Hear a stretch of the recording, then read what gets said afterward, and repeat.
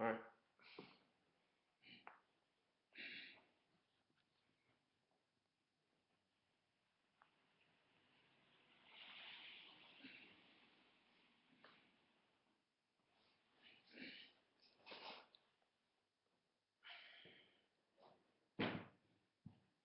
I took this opportunity to repeat a reminiscence about having to do with our magazine, Canto Review of the Arts. I thought you were going to talk about Bernays. We gave not a fundraiser, just a celebration of the magazine at a beauty parlor on Newbury Street in Boston. And at this event, in the beauty parlor was the art show featuring a very good friend of mine, Fran Morris, who was a very good realistic painter. And came from a very, very interesting family. Her father, named Morris, had worked with LaGuardia on all the engineering and civil engineering problems in New York City. And she later became an art therapist. At this party,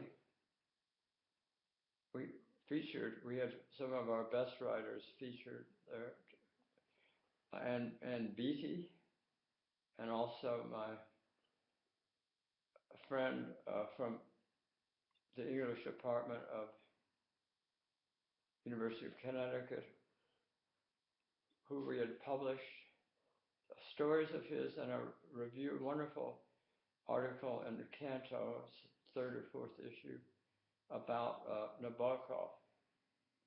He's a very good critic and a good short story writer. He always used to call me Ed as for editor, I guess, or maybe it was Ed for Oedipus.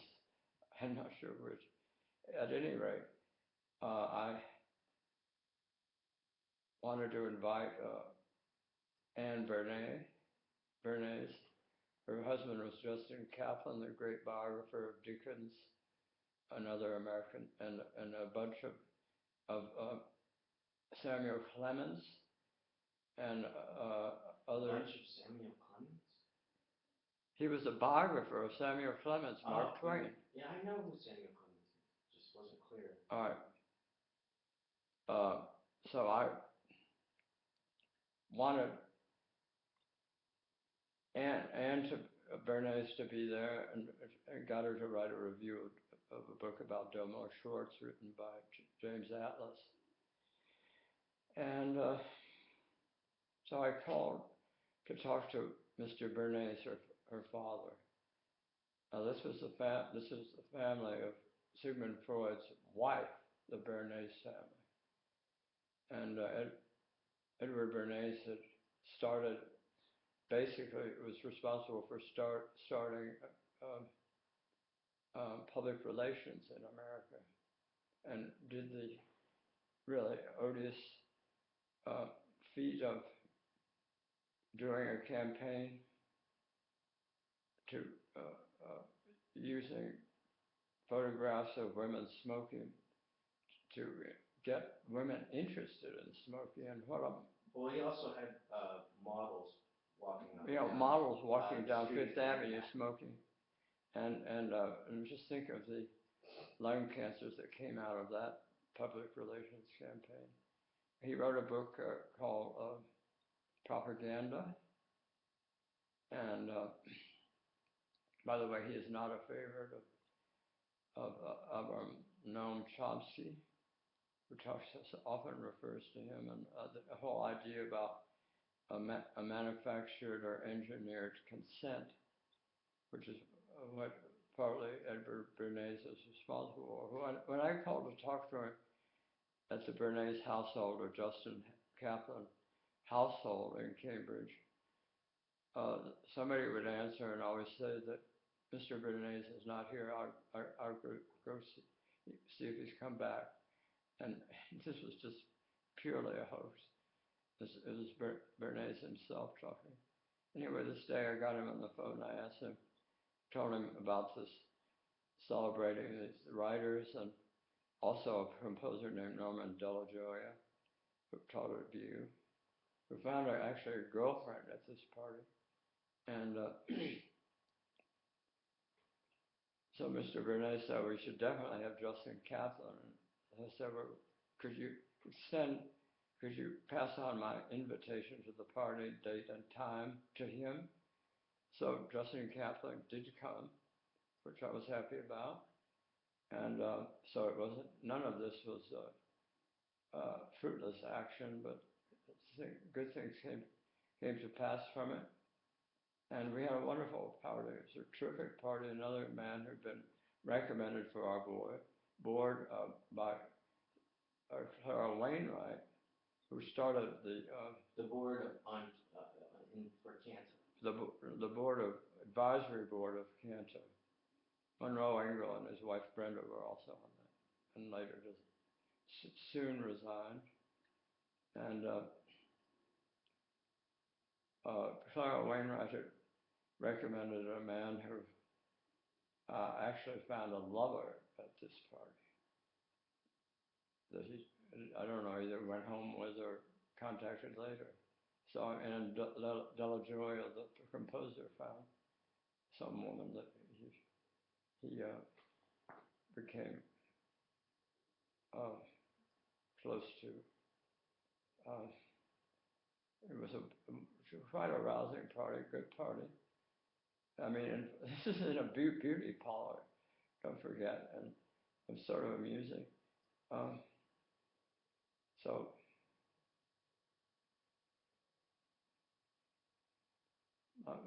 my next installment will be a reminiscence about the influence of John Douglas. Now, I did mention in an earlier YouTube the fact of John Douglas's movie, feature-length movie that he made with Robert Kramer called The Movement. And in that, I couldn't remember her name, it was Grace Paley, who was a very well-known short story writer. She was in that, prominently in it. And we never published her in Canto, unfortunately. She was a good short story writer. Had quite a following. Another person who had been influenced from his Andover days and studying in classes with Pat Morgan, husband of Maud Morgan, was Frank Stella, who actually did a series of maybe the Charles Eliot Norton lectures at Harvard on Kandinsky. And the terrific painter, I thought. Not only Carl Andre, whom I did mention, but Frank Stella was the one I was trying to remember. And John Douglas continues to be a terrific force. He had a huge show at the Nice Museum of his self-portraits, photographic self-portraits, naked, and in his hands an automatic weapon, which he was, I guess, legally able to. An AK-47. With his long, gradually whitening, formerly red hair. Another one of my red-headed friends and family. John's influence. Yeah, but you started talking about Bernays, and there's some other interesting things you could talk about. For instance, that you know about that may or may not be published about him. I mean, he didn't just work on that one contract to get women smoking, to open up the market on cigarettes. Well, he had a lot to do with propaganda in the United States. Well, why don't you talk about other stuff you know about? I don't know anything more about it. I frankly do not. Can you think of something I know that you know about my knowledge? He didn't work consult for the Germans before the war?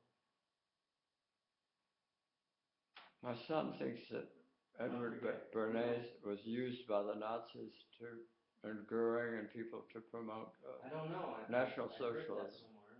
All right, it's probably true. Well, I mean, Very possible. I mean, there was a lot of use of the extraordinary theatrical technology and that were used in theater. You know, Bertolt Brecht's plays like Mother Courage. All right. Well, you don't know. Let's not make statements if we don't have any sources. All right, so I can't back up it. I'm not going to say anything I can't back up with better references. So that's all I have to say for now. Let's talk about that time when you were teaching at UConn and you invited Ginsberg to give a talk. Well, that was interesting. I heard when I was didn't he show up? When I was teaching freshman English as a teaching assistant at the University of Connecticut, I learned that Allen Ginsberg was soon arriving to give a big evening in the auditorium and it turned out to be 10,000 students. And of course they had to pay an entrance fee, maybe $1 a piece. I mean, that's $10,000 bucks. And anyway, so the head of the English department asked if I would introduce him to the graduate students, my fellow colleagues in English, or either in English or American literature. And I did that. Not a great job, but I did introduce him. And walking out, he said, "Is that your class?" I said, "No, that's the whole English faculty." You're skipping something. Explain how he took out of his pocket this long. Was that before or after? We were going to go to dinner at the faculty club as guests of the president of the university. Alan and I were invited to eat dinner at the faculty club. Who was the president at the time? I don't know the president of the university, but at any rate, Alan had brought these questions that he had written out, typed out, and had printed about military contracts that UConn might have been involved in. He wanted to ask the vice president who was taking us to the faculty club to get us seated at dinner. We wanted questions asked of the president of the university. And so before we got situated at the table, waiting for dinner to be served, he said that he would ask the president and get back to us. So Alan didn't waste any time when he went someplace. He always had an agenda. At any rate, he did a fantastic evening in front of the UConn students, undergraduates, and all 10,000 of them. And he was up on the stage, and he had his little sweet box, and he'd do this little harmonium, and he'd sort of sing to these chords on the harmonium, Blake poems, like Tiger, Tiger, Burning Bright in the Forest of the Night, or maybe the poem London, or many other things, The Marriage of Heaven and Hell. He was an absolute Blake freak, and it was wonderful. And I mean, he had the audience in the palm of his hand, totally mesmerized. He read also from memory. He did Howl for us, which is a poem I absolutely love, one of the great long poems. I mean, which has such an incredible rhythmic momentum and driving force, and just one of the great. It's not informal verse. It's definitely beat poetry, like William Carlos. It's in the William Carlos Williams, W.C. Williams, of course, is his great model and big influence, who was really was also a pediatrician in New Jersey. Where Ginsberg is from. Where Ginsberg is from. Of course, Ginsberg's long poem is Paterson, New Jersey. And No, I know a lot about New Jersey. I was there 9 years altogether. 5 years at Lawrenceville School in Lawrenceville, which is 10 minutes from Princeton, and a very beautiful country. Tell about how you used to, when you were at Lawrenceville, go on weekends, stay at your sister's. Didn't you bring your friends and you went, got yourselves, even though you were 14, 15 years old, got into those jazz clubs? Yeah, I spent every weekend in New York, in Manhattan, at my sister's. We had an apartment on 76th Street, just a little west of Central Park West and the park. Didn't you hear Miles Davis play? Well, we used to go to Berlin and hear Miles play, who was a good friend of my sister's, because his girlfriend, they were both was named Susie. I think Raymond had met her at the American Academy of Dramatic Arts, and so both Susie and Miles came from St. Louis. Miles was really bourgeois. His father was a dentist in St. Louis, Missouri. Anyway, Susie and Miles would be making love, and my sister's huge. And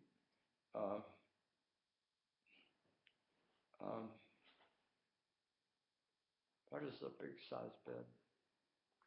A king size bed? King size bed, which she got from my grandmother, with velvet headboard, covered with velvet, sort of a Naples yellow velvet. And then, of course, Miles was always shooting up heroin over in the corner if you come into her beautiful living room and dining room. All my grandmother's furniture there. I mean, the apartment was absolutely gorgeous because after my grandmother's death in 1953, all the furniture coming back out from Chicago to Raven's apartment while she was at the studying. No, she was at the American Academy of Dramatic Arts, where also Robert Redford went, and the great filmmaker, name escapes me.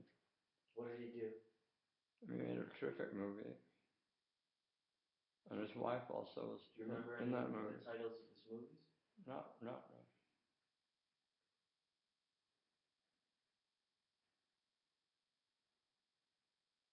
Who else was in her class? A nice, very nice fellow who was gay named Lucas.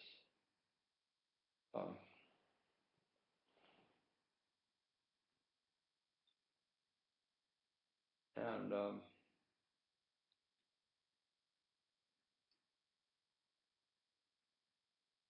trying to think of this filmmaker who did a very well-known film. Also, his wife, Gina Rawlings, I think was her name. So somebody can figure out the name of this filmmaker. He was at the Academy, and also friends later in Los Angeles, Christopher West, whose name was Mary West, and Ross Brown, who both of them, I think, had won Academy Awards for casting. And they actually, Ross was a kind of power freak, a great guy, who always would talk about had to kill somebody who attacked him someplace in India. No, it was in Mexico. Or in Mexico. He's a big fella. I don't know how he did it, but guess you didn't mess with Ross Brown. Anyway, I don't know what's happened. I think I tried to get in touch with Christopher, we called Mary West. It was her nickname. And she was very helpful as my sister was dying.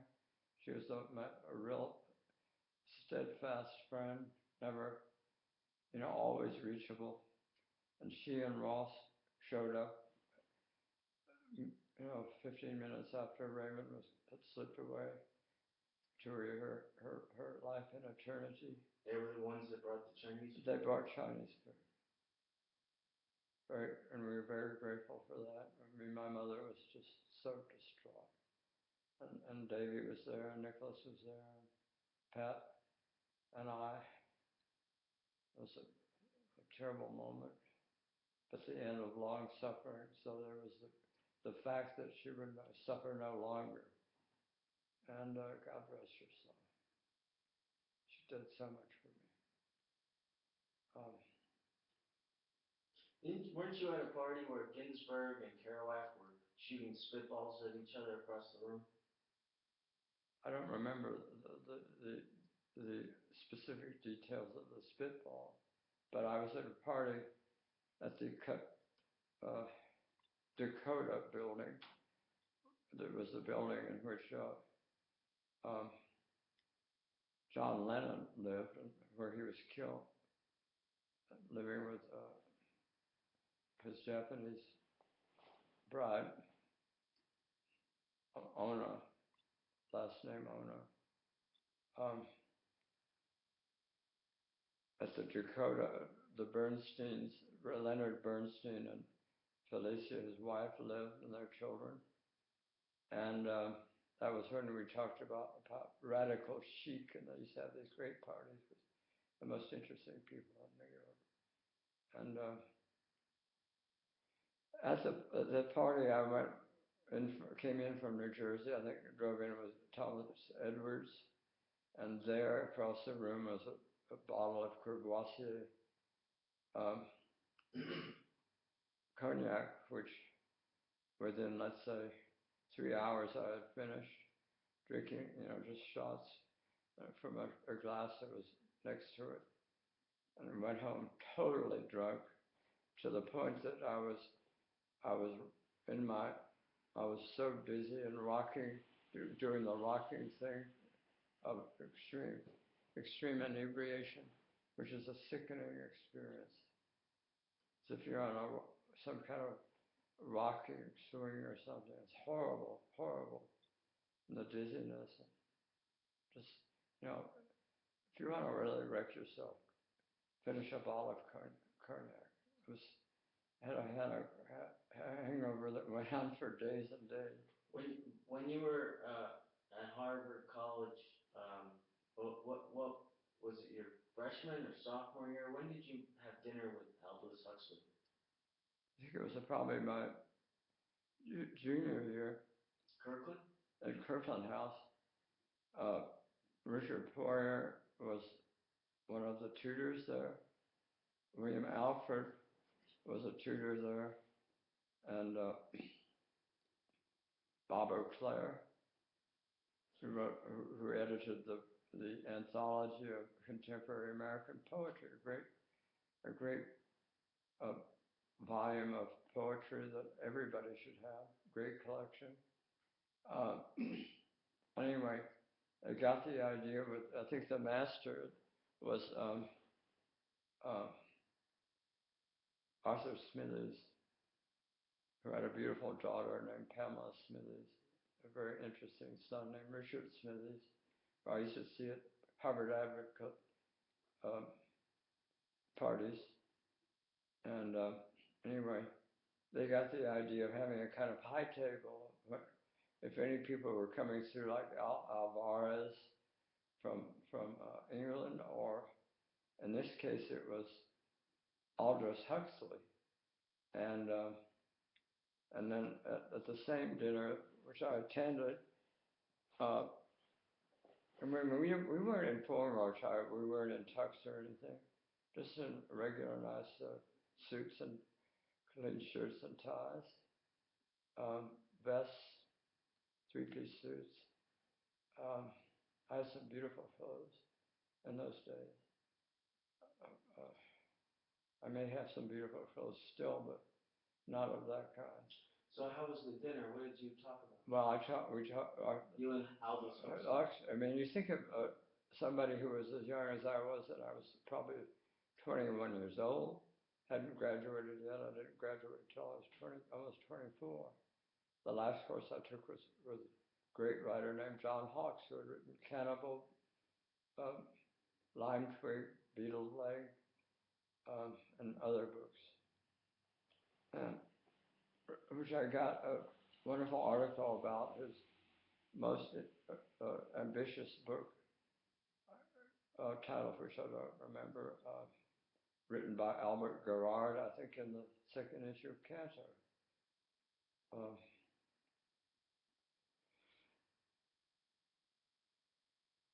Anyway, so Huxley and I mean, you can imagine a kid, an undergraduate, thinking, what am I going to talk about with this famous man who was actually my mother read everything written, point counterpoint, and he had been living in Los Angeles with a very beautiful woman who put ads in things like Atlantic Monthly about she had some new system of how to live life, which is very beautiful. In these advertisements were pictures of her. She's a very beautiful woman.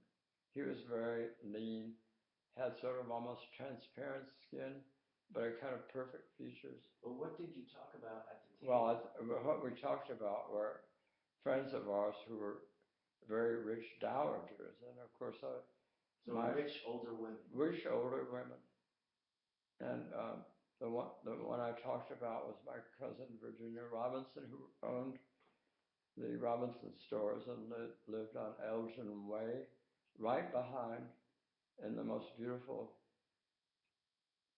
house probably in Beverly Hills, and the first house to be built in Beverly Hills before all the sewers and electricity wires were put in. She had 9 acres. It had originally been 16 acres, but she sold off a couple.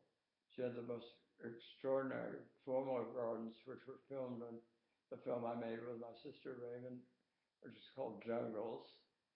And isn't there a copy at the Harvard Film Archive? A copy at the Film Archive, and we have a DVD of it at home. So you had an amusing discussion with Huxley at the table. Very amusing, and also at this kind of event where writers who were present for their undergraduates. So when was this? 1960? Probably 1959. It was also Gene Stafford, who had written Boston Adventure and been married to Robert Lowell. That same night? No, not the same night. Another Different time. night. And what I talked to her about were dreams I had, which I later wrote down and actually used for the 50 or 55 paper requirements of that course I took with Monroe Engel, where I met not only Rosanna Yamagiwa, but now Rosanna Alfaro, doing well as a playwright in Boston, but William Melvin Kelly. And we'd have the requirement of the course, fulfill our requirement as members of this course, you'd have to write 55 pages. Well, I would write down these dreams because my short stories didn't add up to 55 pages. And Gene Stafford was absolutely enthralled by them and very, very wonderful person to talk to. She's written a fabulous book about growing up in California called The Mountain Lion. She wrote terrific stories.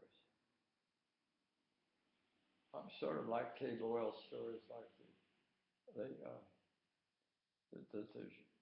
famous one that she won the O. Henry Prize for. So after you got your bachelor's degree from Harvard, The White Horses of Vienna. Yes.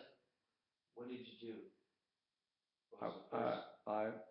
Did you go out to Chicago and run railroad supply company? I took my wife and my son Davey, who was like 3 years old, to take a position at the company Spring Packing Corporation, which was then in its factory in Hammond, Indiana. My grandfather had founded the firm. My uncle had been president for years, with a good salary, something like $100,000 a year, with $140,000 of expense account. And he had gotten fed up because we charged him for running one of his businesses in the factory, So instead of paying rent, we said he owed us something like $60,000, which he did pay back out of his salary, which was reduced to pay it back. He got angry and already had started his own company, Landis Industries, and so he resigned and went to run his own company. So there was nobody in the family except me and Spring Packing. And we were having big problems with $50,000 a month. And we had a strike going on with the Teamsters Union because we had to send our workers home. We had no orders until they did start coming in. And soon we got an order for 2,000 units and you could put them back to work.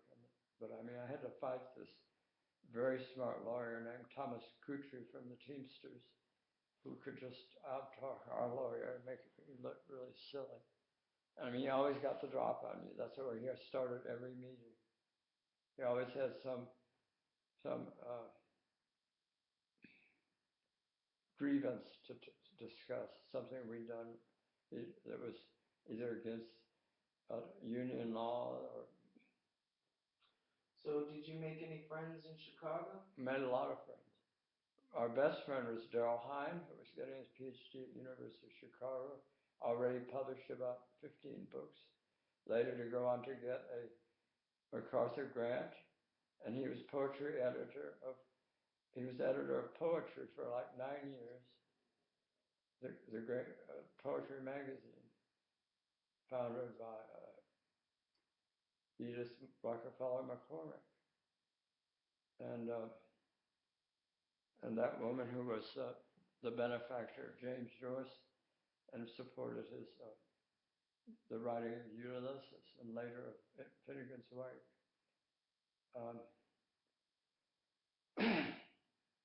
So Darrell was our closest friend, and there were others. John Douglas was occasionally around. His father, who was just retired as a Secretary of the Air Force, and his stepmother invited us to dinner at their place in Lake Forest.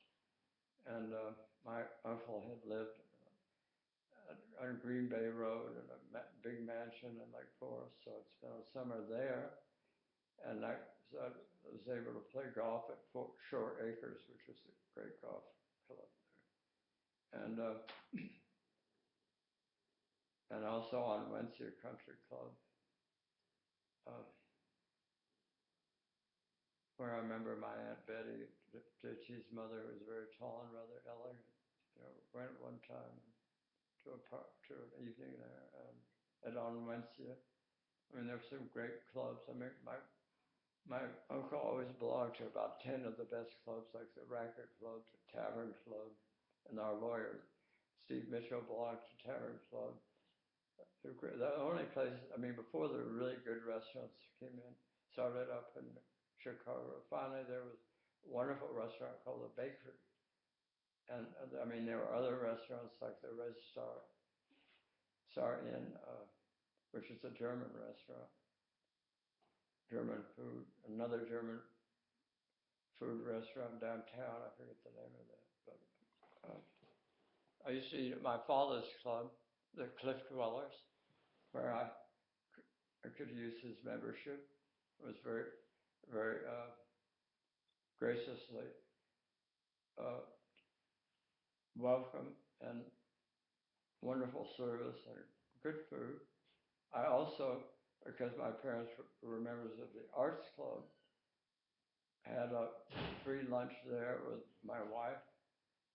It was an absolutely elegant club, probably the best private club in Chicago. I mean, there were many terrific places. There was a Union Club,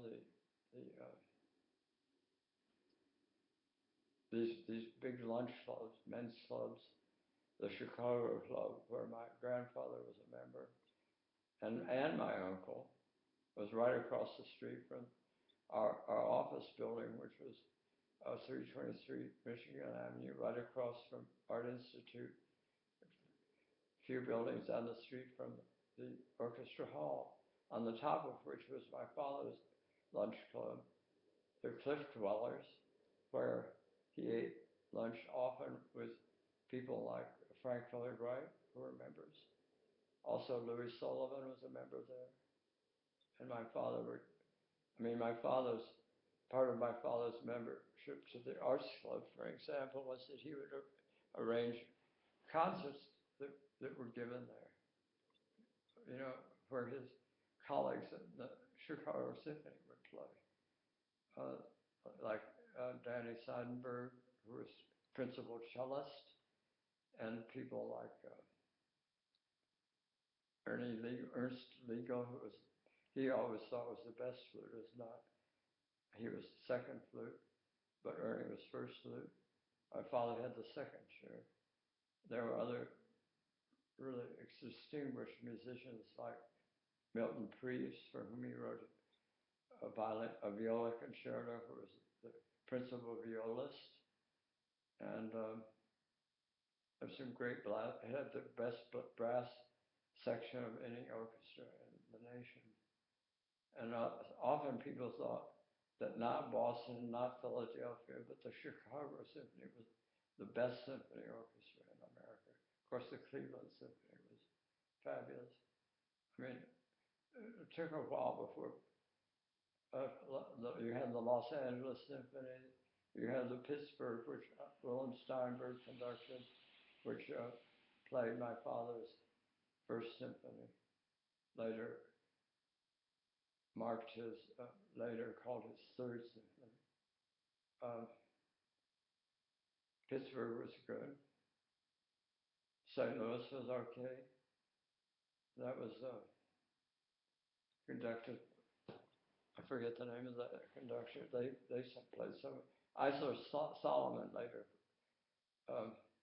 conducted St. Louis and did a lot of contemporary American composers. And somebody named Gerald Schwartz, I think, has done a lot.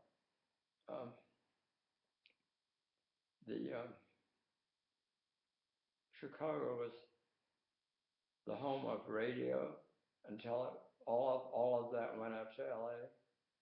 And it had been New York. It was Chicago for a while, but finally it became Los Angeles. I mean, TV is really, because of Paramount Studios, now it's LA all the way. And who else did you meet while you were out in Chicago? I'm trying to think.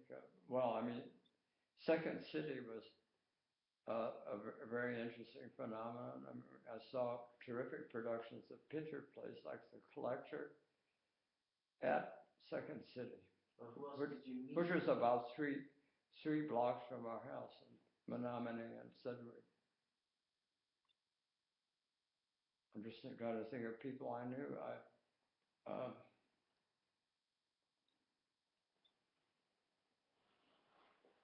I met Virgil Burnett, who was one of the best illustrators. He illustrated all of, for Athenaeum, the covers of all of James Merrill's books. And his wife, who was a Greek scholar and wrote on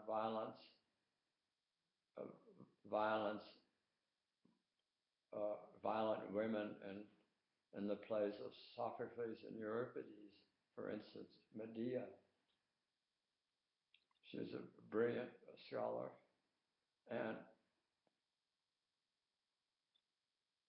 Anne Burnett, I mean, she's a beautiful woman and one of the great critics, scholar critics of Greek tragedies. So you went out to Chicago right after Harvard, or did you in between work for the Polaris Missile Program? No, it was before that I worked for the Inertial Guidance System, the Instrumentation Lab, later to be called MIT? Yeah, Draper Laboratory. What year was that? This was in the year that Davy was born. It was from 1960 to probably about 19 '63 when we left for Chicago, Davy, Anita, and I worked for them for just a year. I was working for the Navy, really. Did you bump into Chomsky because you were in MIT? Never bumped into Chomsky yet, but through one of his best friends, George Siegel, who taught Russian at UMass Boston, I was given Chomsky's home number, and when I'd call, he was very friendly, answer the phone and talk and ask me, talk about anything I want to talk about. I talk about some of my political activist projects of making documentaries, let's say, about the anti-Vietnam movement. He'd spent a lot of time fighting as an activist when he was first in MIT against the Vietnam War, and still has scurrilous things to say about the bombing of South Vietnam. Just the decimation, the use of Agent Orange, and all the terrible things the U.S. government did in trying to annihilate the Viet Cong, all the followers of Ho Chi Minh. Okay, but back to Chicago. So was it in Chicago that you met your future second wife? Yes, I met Pat there, Pat Goodhart. How'd you meet her? I met her at Through who? Through Marshall Cohen, my philosophy tutor at Harvard. Had not gotten tenure, but had taken a job at the University of Chicago in the philosophy department.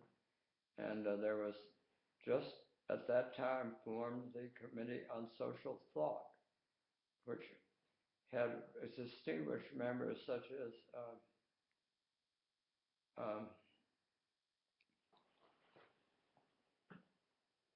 Hannah Green,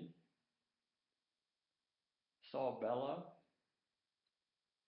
and Hannah Arendt were on the Committee on Social Thought.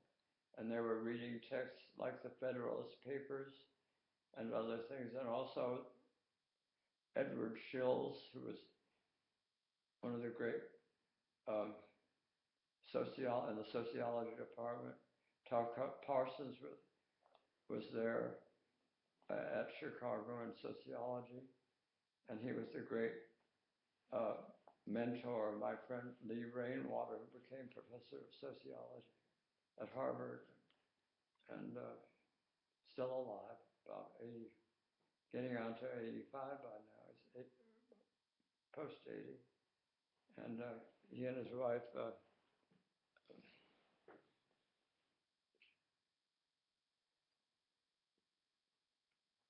good friends of ours in Cambridge. They live not far from where we used to live, Broadway, and not far from where we live right now on Amory Street, in a high-rise. They're in the penthouse in a beautiful building, that overlooks the Charles River and the rest of Cambridge.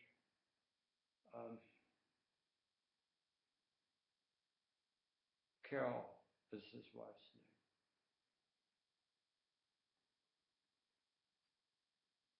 Edward Shills was there. I knew his brother well. In fact, he was chief engineer of GATX, the big car company that made boxcars and other things.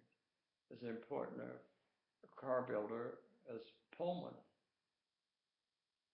And I had a product called a fiberglass hatch cover, which I hope to sell them, maybe to the extent of 80,000 a year, until after bringing it out, getting it out on test, we tested it on a boxcar. I'd climb up the ladder, 15 feet up in the air and walk along the top of the boxcar to look at this fiberglass hatch cover, which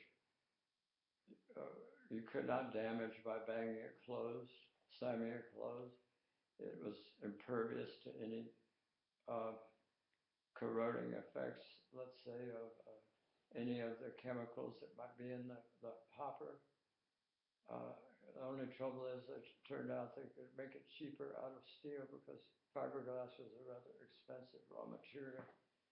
I had done all the molds down at the plant before I got quotes from somebody to make it in matched dies, which it makes the strongest piece, and got quotes from a company up in Milwaukee, which made these blue silos out of fiberglass fibers. These oval, large silos that you see all over the Midwest. And just the best. Those are the best. They're made out of meshed metal dies of heat pressed. It's a very fascinating business. There's that line in The Graduate where Dustin Hoffman is talking to my first wife's cousin, Trina Ross, and somebody's at a party before they fall in love, and he steals her away. She's supposed to get married, but he's able to steal her away from the bridegroom. I mean, it's a wonderful movie. And somebody at a party comes up and whispers in his ear, "Plastics." It's a funny line. Of course, I was in plastics, which is fiberglass. So urethane, liquid urethane, laid up with rolls of fiberglass mesh. You put in a mold. It's called layup. It's the simplest way of molding fiberglass parts. I mean, such as boats or panels. I was using it for the panels on refrigerated boxcars and refrigerated trailers, which would come out from California loaded up with fruits and vegetables that could take freezing temperatures. Anything that came out of the Imperial Valley or that had to be shipped east.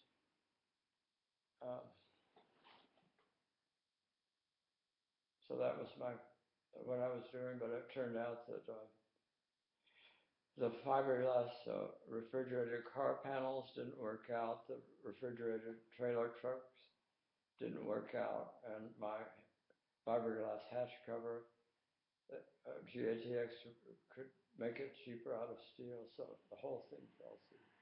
All these projects were very practical and had great promise, seemed so feasible, never worked out.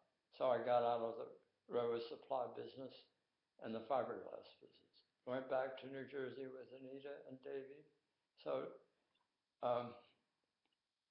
Anita could go to graduate school because Richard Poyer, who was so thought she was the smartest Radcliffe student in English that he'd ever encountered. She was a Phi Beta Kappa after getting all A's for several years at Radcliffe, and she went to Rutgers as a teaching assistant. We moved to Highland Park, across the river, the Raritan River from New Brunswick, where Rutgers is, and lived there for about 4 years till she ran away with her Shakespeare professor, Frank Kermode, who had been teaching at Rutgers in the summer, and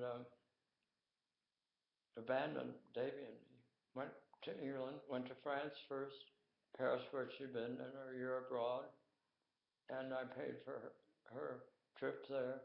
She was there about 6 months, then went to England to meet Frank Kermode, her former professor. Later, after his marriage broke up and our marriage broke up, they did eventually marry. And she taught at Columbia and at King's College, Cambridge for a while. even without a PhD, probably because she was married to Frank, was later knighted Sir Frank by the Queen of England, and as well as his friend and my friend Stephen Spender were both knighted by the Queen. So there's a lot that I have encountered in my life, some very happy encounters and acquaintanceship with people who have name recognition and were the best and the brightest. Others less satisfactory friendships.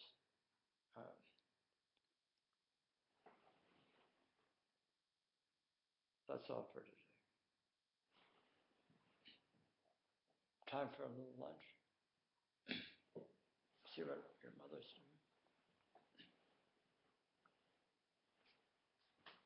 Think that's interesting?